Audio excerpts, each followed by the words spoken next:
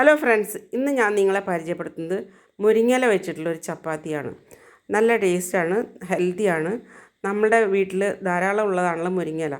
മുരിങ്ങയിലയുടെ maximum ഉപയോഗം നമ്മൾ ചെയ്യണം. ബ്ലഡ് കൗണ്ട് കുറഞ്ഞവർക്കും കുട്ടികൾക്കും ഒക്കെ നല്ലതാണ്. അപ്പോൾ അത് ഉണ്ടാക്കേണ്ട വിധം എങ്ങനെയാണെന്ന് വെച്ചാൽ, മുരിങ്ങയില വെറുതെ ഒരു ഡ്രൈ പാനിലിട്ടിട്ട് ചൂടാക്കി നല്ല പോലെ വറ്റിച്ച് ഡ്രൈ ആക്കി മുരിച്ചെടുക്കാം. മുരിച്ചെടുത്ത് മാറ്റി വെച്ച് നമ്മൾ പിന്നെ ഒരു ബൗളിനകത്ത് 2 വലിയ സ്പൂൺ ഓട്സ് ഇട്ടിട്ടുണ്ട്.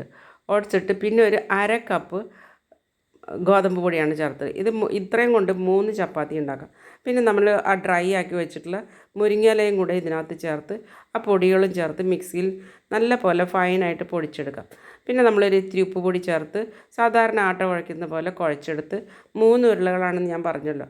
3 ചപ്പാത്തിയാണ് നമുക്ക് ഉണ്ടാക്കാൻ പോകുന്നത്. അപ്പോൾ നമുക്കിങ്ങനെ ചപ്പാത്തി പരത്തി കൊണ്ടുവന്നിട്ടുണ്ട്. ഇനി നമുക്കത് ചുട്ടെടുക്കാം. അപ്പോൾ നമ്മളുടെ ചപ്പാത്തി റെഡി ആയിട്ടുണ്ട്.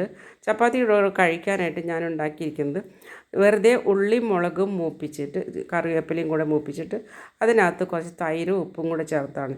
ഇതിൻ്റെ കൂടെ കഴിക്കാൻ നല്ല കോമ്പിനേഷനാണ്. കൂടെ ഹെൽത്തി റീച്ച് ആക്കാനായിട്ടൊരു ഓംലെറ്റും കൂടി ഉണ്ടാക്കിയിട്ടുണ്ട്.